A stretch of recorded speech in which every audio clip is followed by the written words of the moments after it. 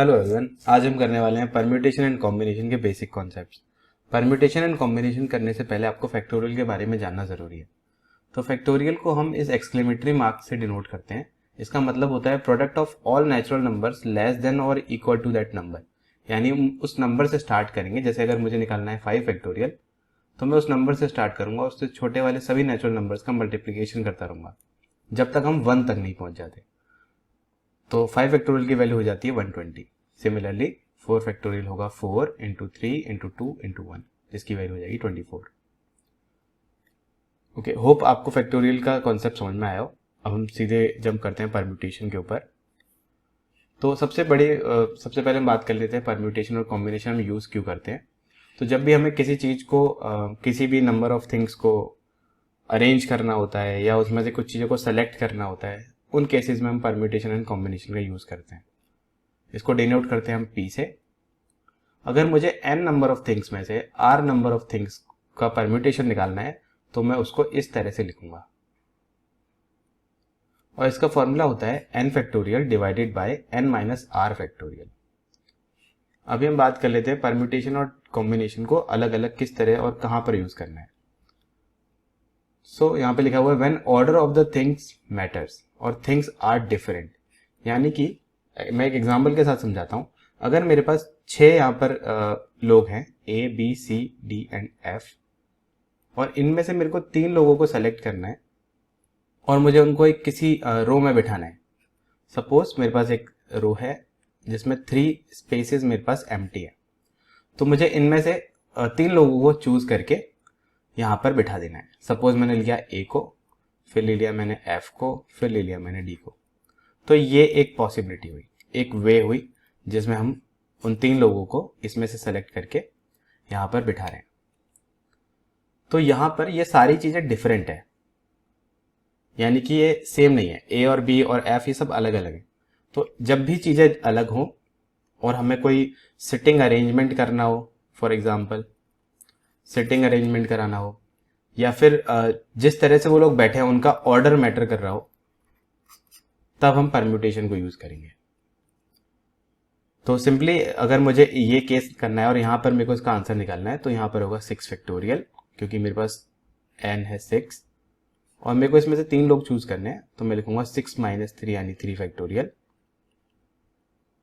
और इसका आंसर होगा 6 into 5 into 4 into 3 into 2 into 1 divided by 3 into 2 into 1। यहाँ से मेरे को ये सेम दिख रहा है तो उनको काट दूंगा। तो मेरा आंसर होगा 6 इंटू 5 30 इंटू 4 120। अगर हम बात करें कॉम्बिनेशन की, तो इसको हम C से डिनोट करते हैं। और अगर मुझे n नंबर ऑफ थिंग्स में से r नंबर ऑफ थिंग्स को सेलेक्ट करना है, तो मैं इसको डिनोट करूंगा NCR से। इसका फॉर्मूला होगा n factorial divide by n minus r factorial into r factorial. यानी हमें परम्यूटेशन वाले फॉर्मूले में डिनोमिनेटर के अंदर एक r फैक्टोरियल का मल्टीप्लिकेशन एक्स्ट्रा करना है। हमें कब कॉम्बिनेशन यूज करना होता है? When order of things doesn't matter, यानी कि सारी चीजें आइडेंटिकल हो या उनके ऑर्डर से हमें कोई फर्क ना पड़े। फॉर एग्जाम्पल जब हमने परम्यूटेशन में देखा था, तो हमें इनको एक सिटिंग अरेंजमेंट कराना था। यानी कि A B C अगर मैं इस तरह से उनको अरेंज करूं, या मैं अरेंज करता हूं B A C, तो ये दोनों अलग केसेस होंगे, डिफरेंट केसेस। लेकिन अगर मेरे को सिर्फ उन्हें सेलेक्ट करना है, उन्हें कहीं अरेंज नहीं करना है, तो अगर मैं A B और C को सेलेक्ट करूं, या मैं पहले B को सेलेक्ट कर लूं, फिर A को, और फिर C को सेलेक्ट करूं, तो ये चीजें सेम रहेंगी।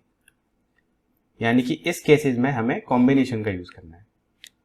तो इस वाले एग्जांपल को देख लेते हैं। In how many ways can 3 people out of 5 can be selected. तो इसका सिंपल हम फॉर्मूला यूज करेंगे 5 factorial divided by n minus 3 यानी 2 फैक्टोरियल इंटू 3 फैक्टोरियल। ये होगा 5 into 4 into 3 into 2 into 1 divided by 2 into 1 into 3 into 2 into 1। तो ये same है, इसको मैं काट देता हूँ, बाकी 2 से 4 गया 2 टाइम्स, तो इसका आंसर आया 10। एक इंपॉर्टेंट बात, जिससे हम अपनी कॉम्बिनेशन और परम्यूटेशन के कैलकुलेशन को ईजी कर सकते हैं। फॉर एग्जांपल मैं बात करता हूँ, अगर मुझे निकालना है 6c2, तो इसका फॉर्मूला होगा 6n फैक्टोरियल, यानी कि 6 into 5 into 4 into 3 into 2 into 1 divided by 6 minus 2 यानी 4 फैक्टोरियल इंटू आर फैक्टोरियल यानी 2 इंटू 1।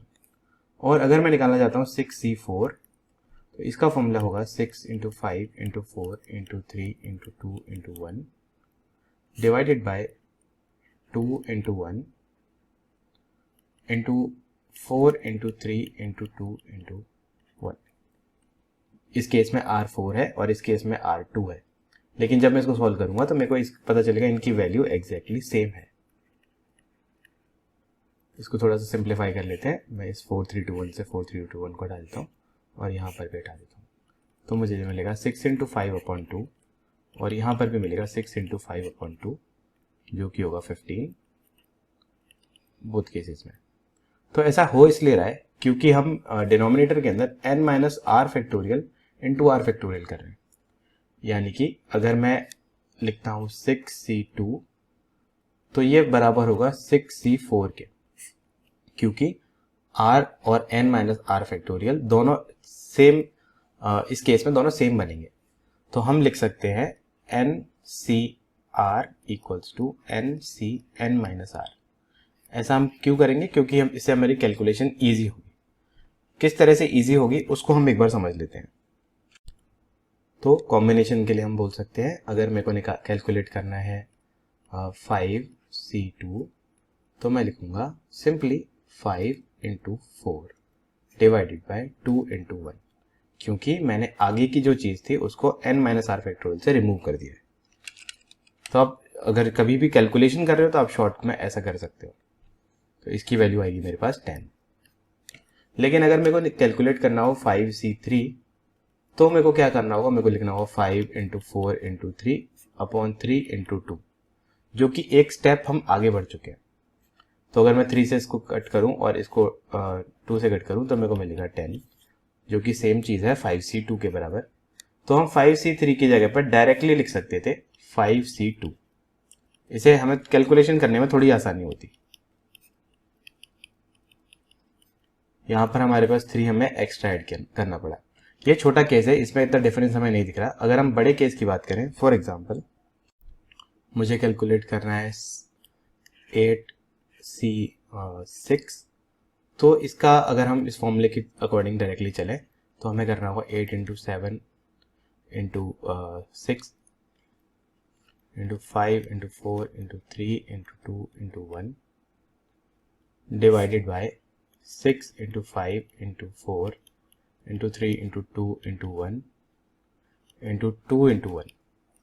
फिर मैं इसको कट करूंगा, तो इस स्टेप को तो हम वैसे ही हटा सकते हैं और डायरेक्टली हम लिखेंगे 8 इंटू 7/2।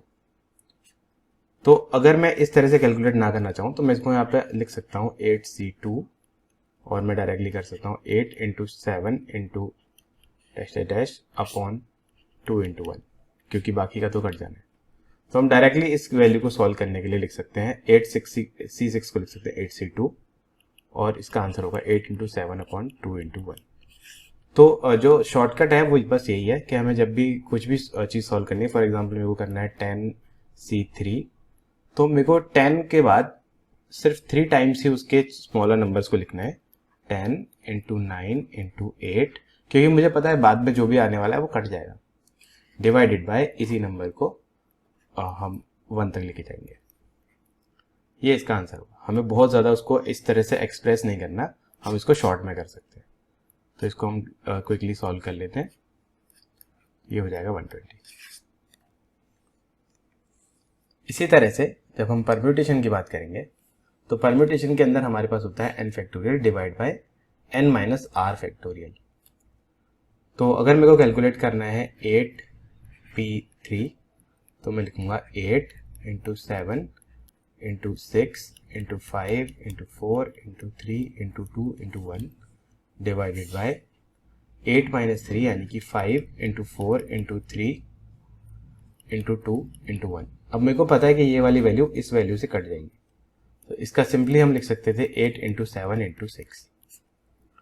तो जब भी आपको परम्यूटेशन कैलकुलेट करना हो, आपको ये पूरे फैक्टोरियल नहीं लिखना है, कुछ भी लिखा हुआ हो, सपोज यहाँ लिखा है 10p2, तो आप सिंपली लिखेंगे 10 इंटू 9, क्योंकि आगे जितनी भी वैल्यू आएगी वो नीचे वाली वैल्यू से कट जाएगी, जो कि n माइनस आर फैक्टोरियल है। यानी कि आपको जितना कभी भी परम्यूटेशन कैलकुलेट करना हो तो आप n से स्टार्ट कीजिए, और जितने टाइम्स हमें जो r की वैल्यू है उतने टाइम्स उससे लेस देन नेचुरल नंबर्स आपको लिखने हैं बस। उसके बाद डिवाइड कुछ नहीं होगा, क्योंकि डिवाइड के अंदर हमने n माइनस आर फैक्टोरियल से आगे की वैल्यूज को कट कर दिया। यानी कि अगर मैं बात करता हूँ 12p4 की, तो इसकी वैल्यू होगी 12 इंटू 11 इंटू 10 इंटू 9 बस। मैं चाहता हूँ आप एक बार इस स्क्रीन का स्क्रीनशॉट ले लें, ताकि आपको इस वीडियो को बार बार ना देखना पड़े। जब आप रिवाइज करें तो आपको एक ही स्क्रीन से सभी फॉर्मूले या सारे कॉन्सेप्ट रिवाइज हो जाएं। मैं फिर से एक बार रिपीट कर देता हूँ। परम्यूटेशन का फॉर्मूला होता है n factorial divide by n minus r factorial. Combination का फॉर्मूला यहाँ पर नीचे दे रखा है n factorial divide by n minus r factorial into r factorial. NCR को हम लिख सकते हैं nc n माइनस आर, और किस तरह से सॉल्व करना है ये मैंने यहाँ पर ऊपर आपको शो कर रखा है। जैसे कि 19c16 को मैंने 19c3 बना लिया और इस तरह से उसकी वैल्यू निकाल ली। हम नेक्स्ट सेशन में परम्यूटेशन एंड कॉम्बिनेशन के एडवांस टॉपिक पे जाने वाले हैं, और मोस्टली क्वेश्चंस हम वहीं पे सॉल्व करेंगे। Thank you everyone.